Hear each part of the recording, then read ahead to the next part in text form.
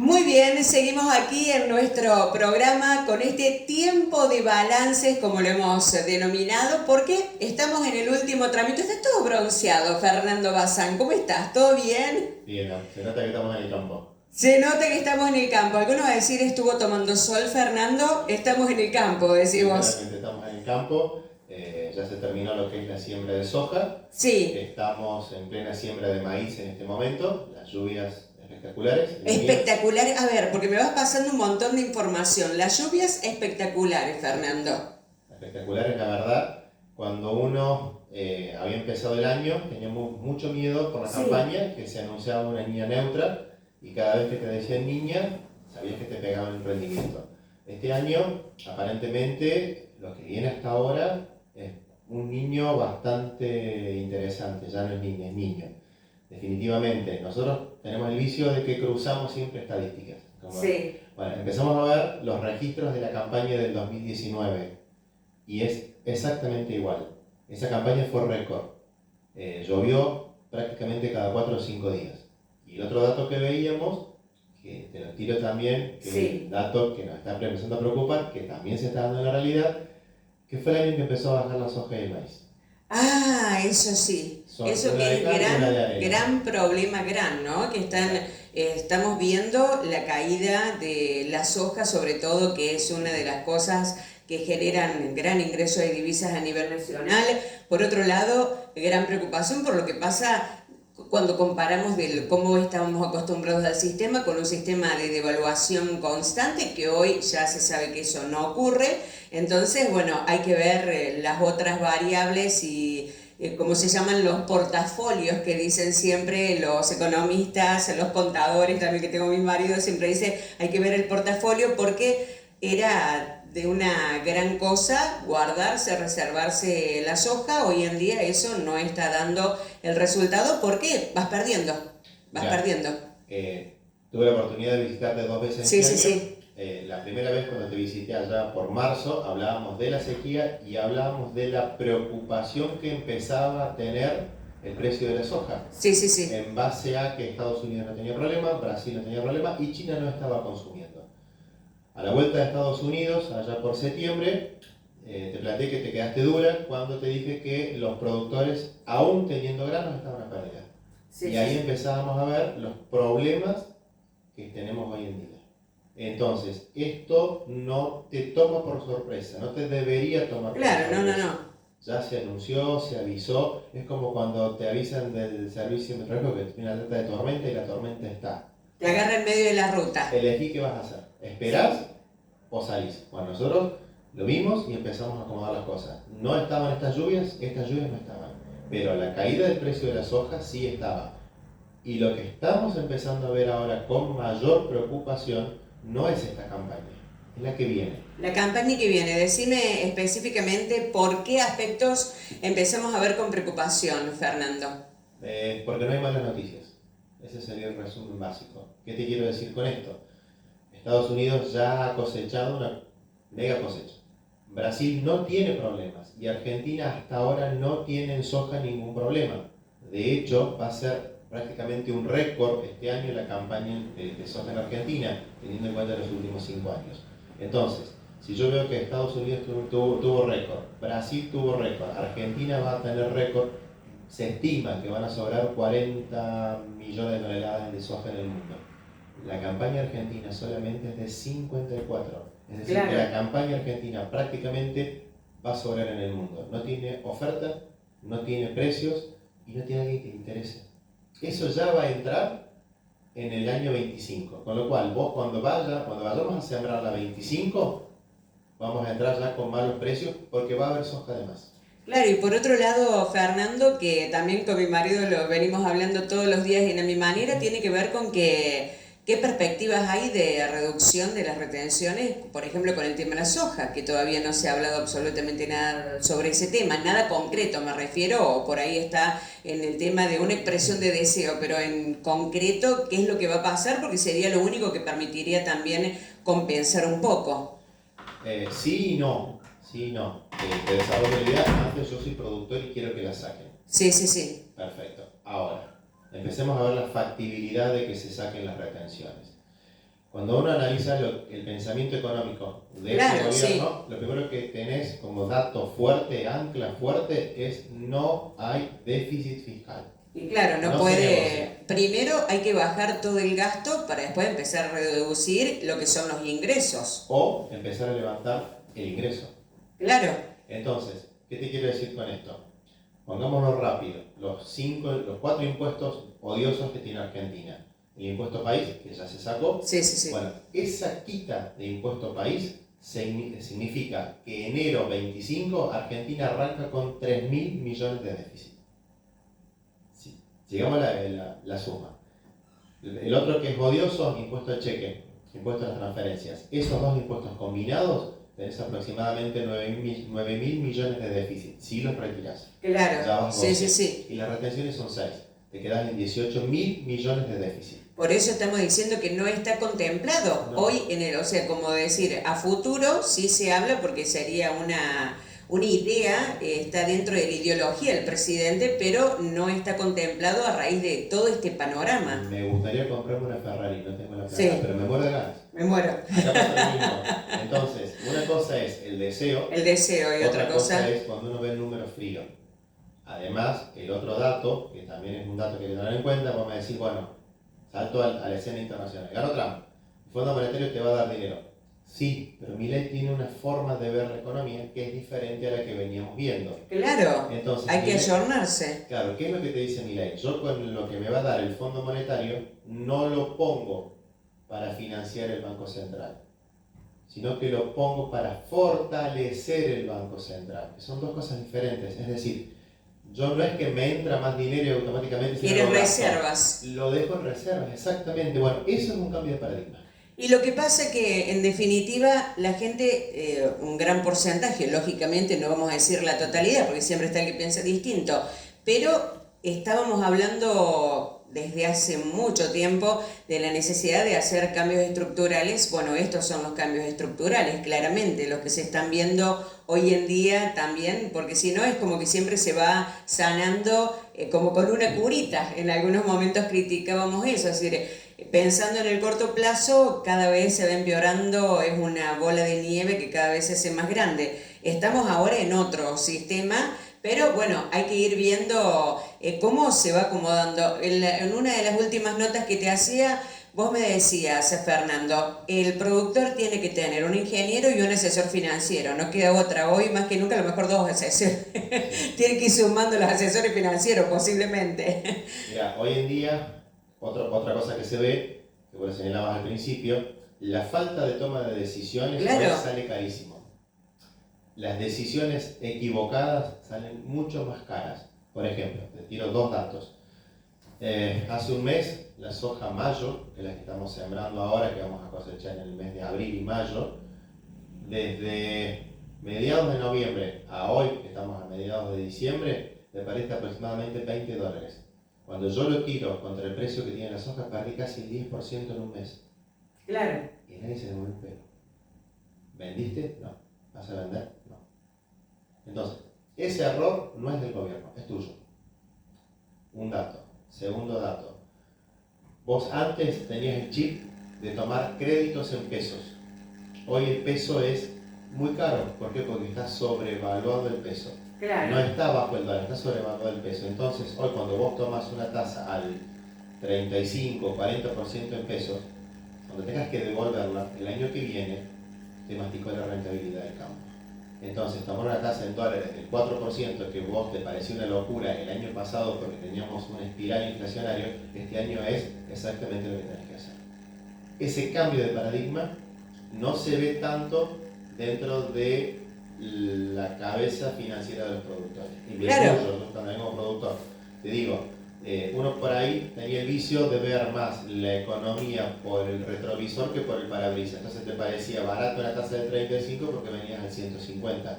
Pero cuando yo te digo que el año que viene vamos a ir al 20 de devaluación, el IPEC, o menos, te queda carísimo el 35. Claro, vos decís, ahí vas para atrás. No le erras.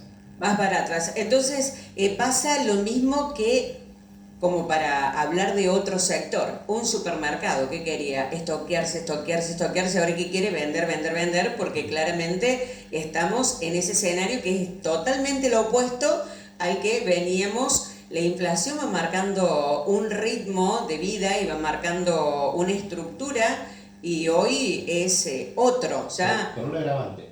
En el caso del agro tiene un agravante. Es correcto lo que vos señalás, pero en el caso del agro hay una vuelta de rosca más peligrosa. ¿Por qué? Porque yo me estoy financiando el stock que tengo guardado en el silo bolsa o en el silo con tasa, pero no le pongo precio a ese grano.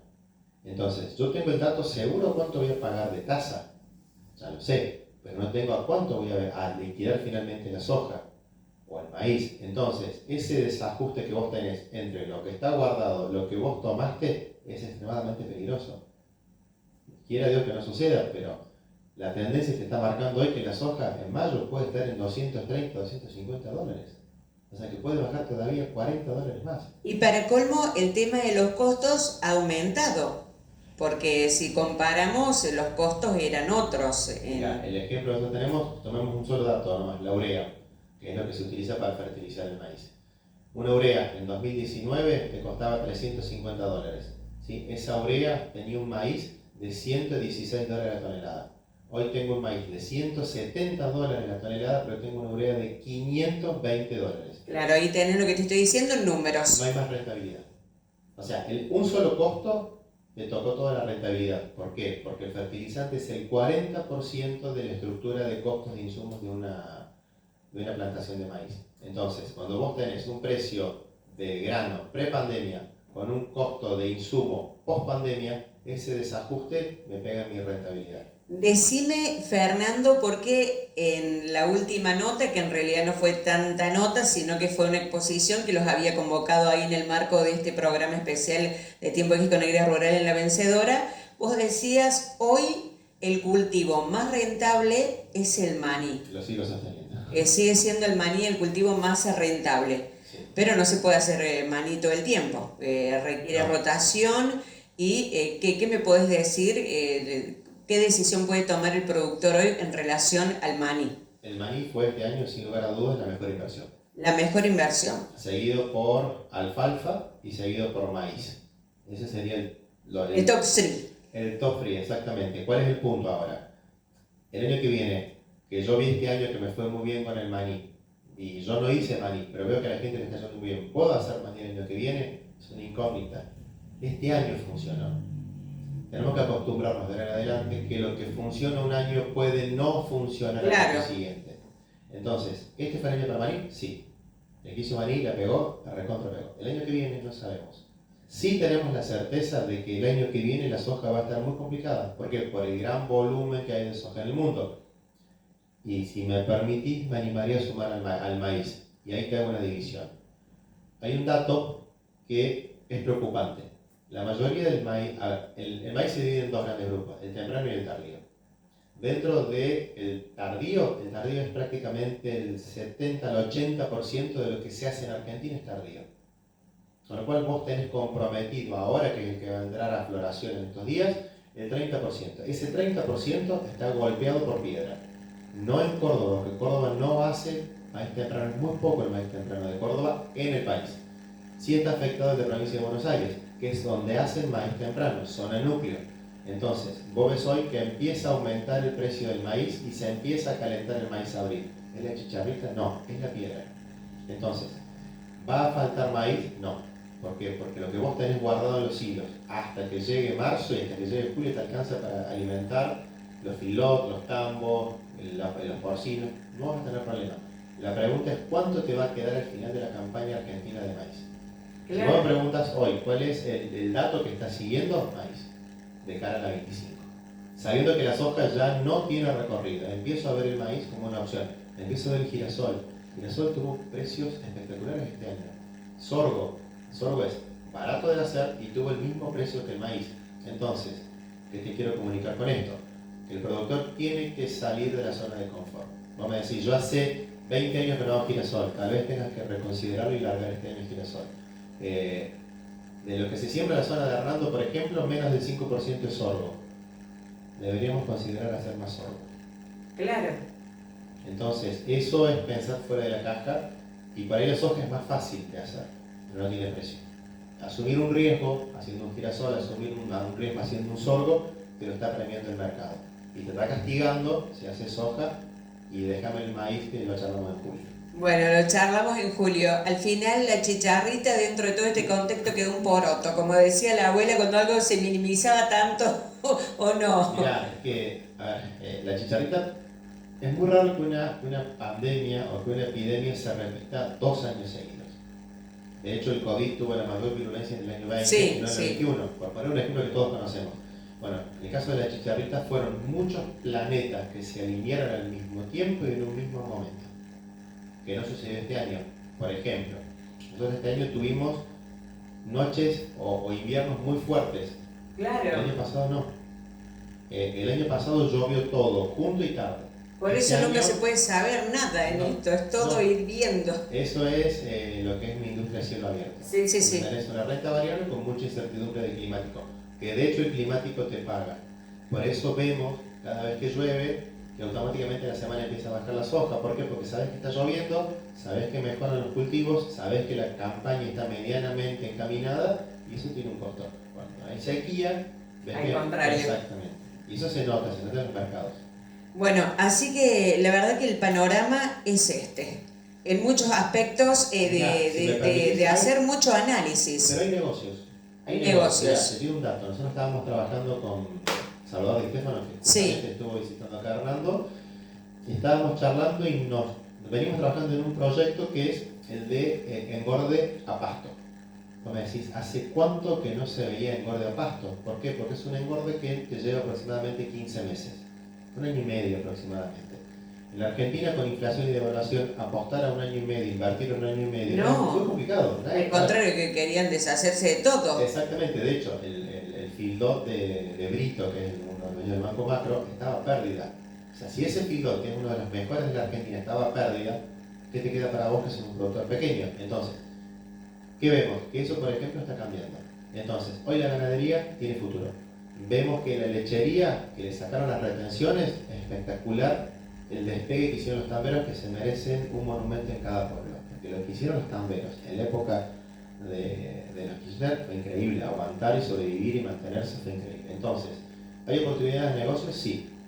Hay que verlos. Soja y maíz, complicados. Requiere no solamente el análisis, sino el reacomodamiento. Estábamos hablando nosotros en el programa, todos los días hablamos de la parte económica con Gustavo en el programa Mi Manera. Decíamos, de cara al 2025, el sector privado va a tener que reacomodarse, desde aquellos que hacen gestorías, desde aquellos que hacen todos trámites que están relacionados con la burocracia, que son aspectos que se van a ir cambiando a partir de este ministro de desregulación, que es Federico Sturzenegger. Después políticas que tienen que ver con lo monetario, como está pasando ahora, que es lo que estamos hablando y que decías al principio, Fernando. Políticas que tienen que ver con seguir ajustando, políticas que tienen que ver con cuestiones que antes, por ejemplo, teníamos el dólar soja, a lo mejor en otro momento esto se compensaba con un dólar soja, vaya a saber, cosa que hoy no pasa. Entonces, bueno, hay que empezar a pensar en una Argentina que podemos decir novedosa para muchas cosas, o más normal, no sé si sería más normal. Esa es la palabra que te estaba más que novedosa, normal. Entonces, en un país nosotros tuvimos más tiempo viviendo con déficit fiscal, inflación y devaluación que sin las 3 cosas. Claro, entonces, sí. Cuando viviste 25 o 30 años con déficit, inflación y devaluación, y hoy tenés un año donde no tenés nada de eso, es raro, te sentís incómodo.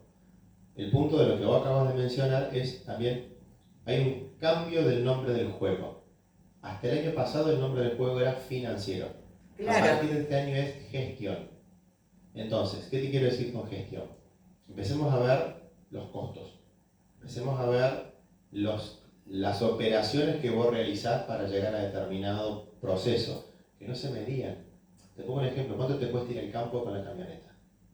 ¿Cuántas veces pasa el campo con la camioneta? Un ejemplo tonto, pero eso tiene un costo. Que antes vos no lo medías, o no te importaba tanto porque el precio del gasoil estaba subsidiado por debajo. Claro. Hoy el precio del gasoil te quedó a precio internacional.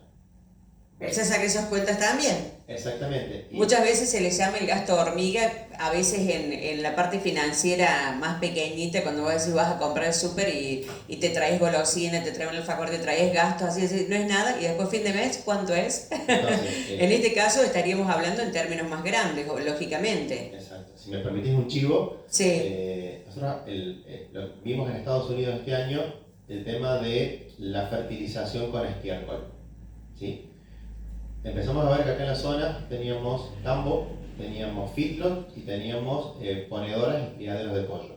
Bueno, implementamos a partir de este mes un sistema de fertilización con estiércol. Compramos una estiércolera, una empresa, y empezamos a desarrollar este servicio. Vos me preguntabas hace 6 meses, ¿ibas a hacer servicio de estiércolera a campo? No. Estamos viendo la posibilidad ya de, estamos ya en tratativa para comprar la segunda estiércolera, más grande, más tecnificada, y vos decís, ¿qué estás viendo? Que podemos bajar sensiblemente los costos del fertilizante.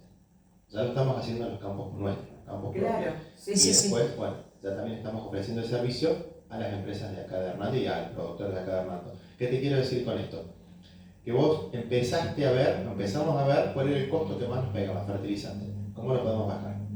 Y vimos en Estados Unidos los sistemas que tenían ellos para no orgánico, sino sustentable, fertilizar el campo. ¿Con qué? Con guano, como se hacía antes.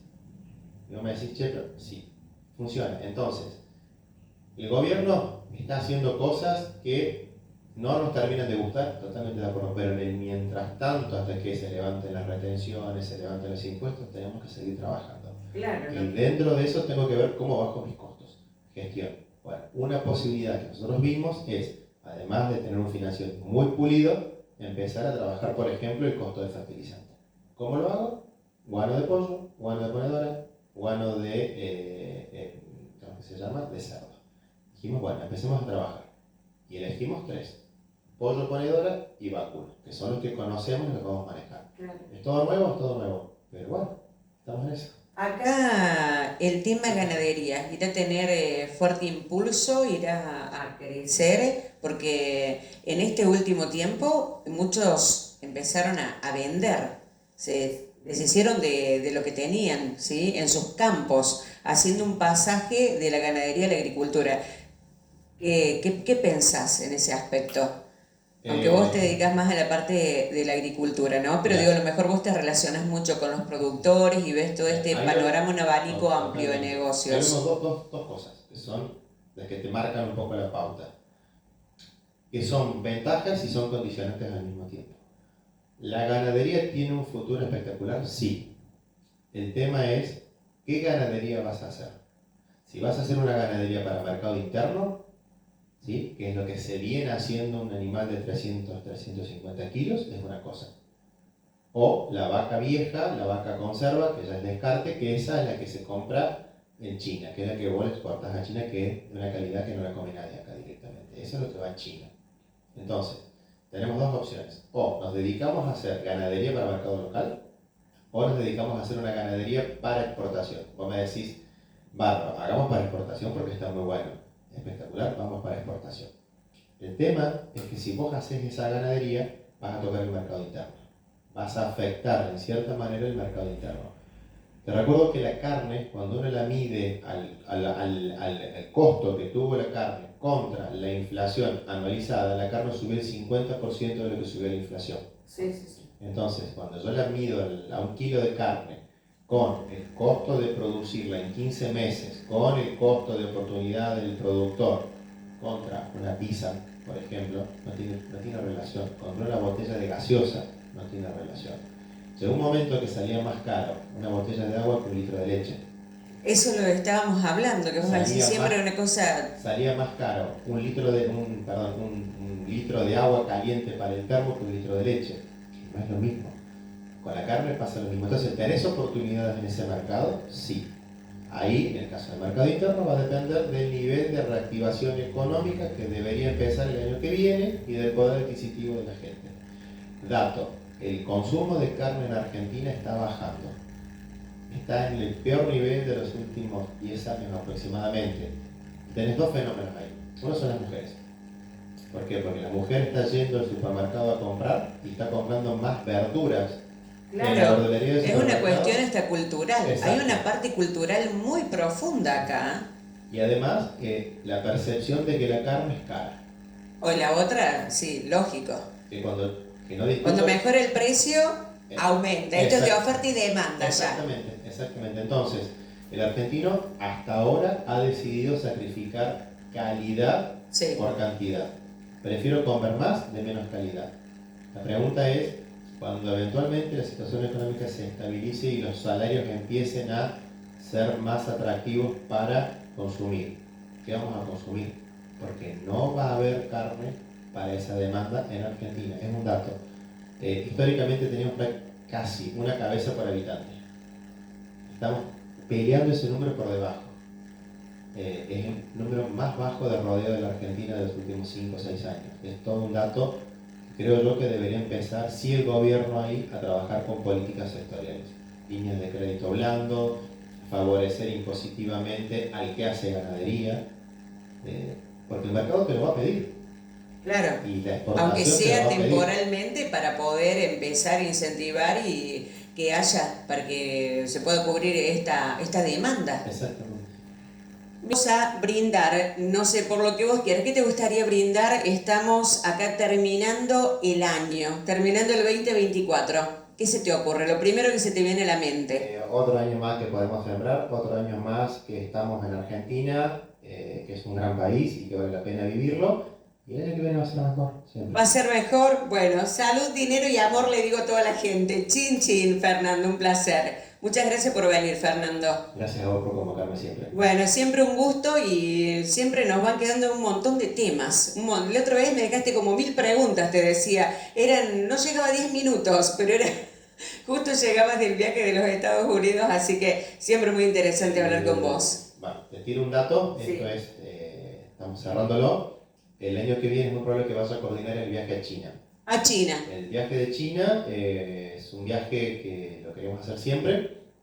Es un viaje que, además de ver todo lo que es la parte de la producción industrial, vamos a ver la producción agrícola en China, que uno por ahí no la tiene en cuenta. Dice, China te compra todo, Sí. pero China produce. Hoy China está produciendo maíz. Y está produciendo un maíz que a ellos los autoabastece.